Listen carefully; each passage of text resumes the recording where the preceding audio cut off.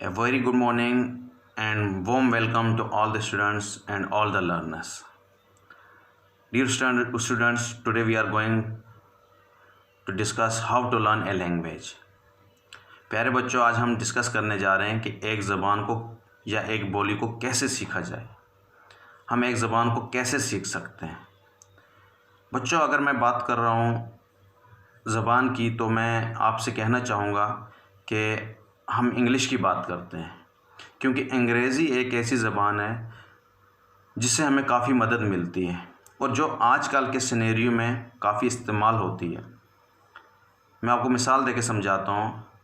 अगर आप कश्मीर में रह रहे हैं और आपको कश्मीर से मान लीजिए केरला या तमिलनाडु या मद्रास या चेन्नई या कलकत्ता जाना पड़ रहा है, तो वहाँ के लोग वहाँ की ज़बान जानते हैं, वहाँ की बोली जानते हैं, तो आपको कम्युनिकेट करने में, आपको बातचीत करने में काफ़ी दिक्कत होगी।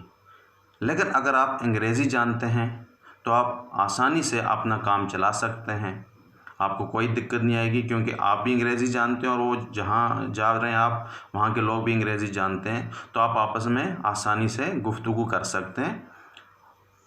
इसके अलावा अगर आप हिंदुस्तान से बाहर जाते हैं तो हर मुल्क की अपनी अपनी लैंग्वेज होती है, अपनी अपनी ज़बान होती है, हर इंसान अपनी ज़बान में महारत रखता है। तो आप यहाँ से वहाँ जाएंगे तो आप वहाँ पे नई ज़बान आपको देखने को मिलेगी, सुनने को मिलेगी, जिससे आपको काफ़ी दिक्कतों का सामना करना पड़ेगा। तो उसके लिए अगर आपको अंग्रेज़ी आती होगी, आप अंग्रेज़ी में अच्छी महारत रखते होंगे, तो आपको अपनी बात, अपना काम कर सकते हैं, अपनी बात वहाँ पे रख सकते हैं, जिस काम से, जिस मकसद से आप गए हैं, अपना मकसद पूरा कर सकते हैं। तो अंग्रेज़ी कैसे सीखें, इसके लिए 3 चीज़ें बहुत ज़रूरी हैं। नंबर 1, टॉलरेंस, मतलब बर्दाश्त करने की कितनी कैपेबिलिटी आप में है, आप उस लैंग्वेज को कितना बर्दाश्त कर सकते हैं। नंबर 2, प्रैक्टिस, आप अंग्रेज़ी को सीखने के लिए कितनी प्रैक्टिस कर रहे हैं, आप दिन में कितना वक्त उसको दे रहे हैं।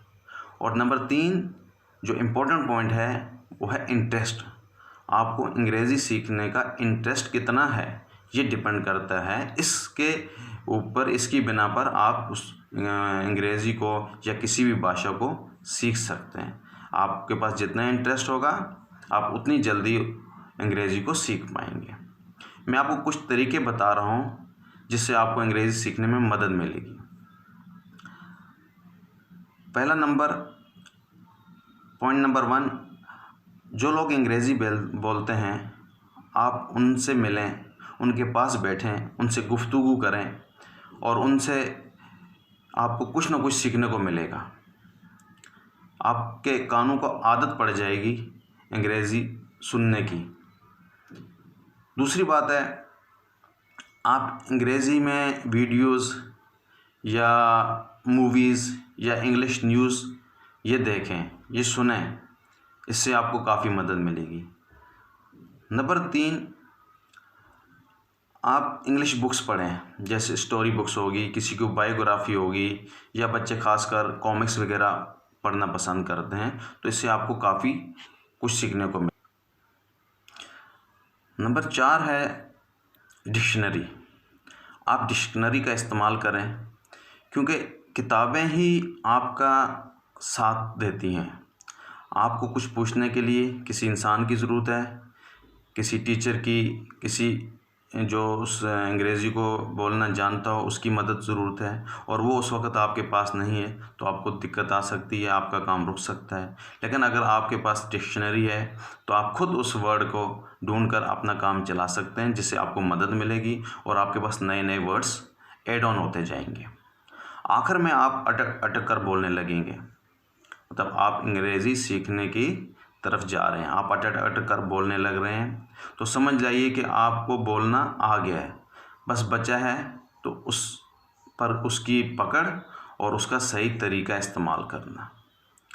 लास्ट पॉइंट, आप ये भी सीख जाएंगे, वो डिपेंड करता है कि आपकी प्रैक्टिस, आप कितनी प्रैक्टिस कर रहे हैं, आप कितना उसका इस्तेमाल कर रहे हैं, आप कितना यूज़ कर रहे हैं। मैं एक चीज़ और आपसे कहना चाहता हूँ कि आप हेजिटेट मत कीजिए, आप ये मत सोचिए कि मेरी इंसल्ट हो जाएगी, मैं बोलूँगा तो गलत वर्ड बोलूँगा, मेरी कोई मजाक करेगा। मजाक कोई नहीं करता। आज मजाक करेंगे, कल आपकी वही तारीफ़ करेंगे जो आज आपका मजाक करते हैं। तो आप जितना हो सकता है उसको इस्तेमाल करें। चीज़ें इस्तेमाल करने से ही सीखी जाती हैं और आपकी लाइफ में ऐड ऑन होती जाती हैं। तो ये थे कुछ पॉइंट्स जिससे आपको अंग्रेज़ी सीखने में मदद मिलेगी, और मैं उम्मीद करता हूँ कि आप इस पर ध्यान देंगे। तो इसी के साथ मैं आज का टॉपिक यहीं क्लोज़ करता हूँ। हम अगले टॉपिक में जल्दी मिलेंगे और एक नई चीज़ डिस्कस करेंगे, एक नया पॉइंट डिस्कस करेंगे। खुदा हाफिज़।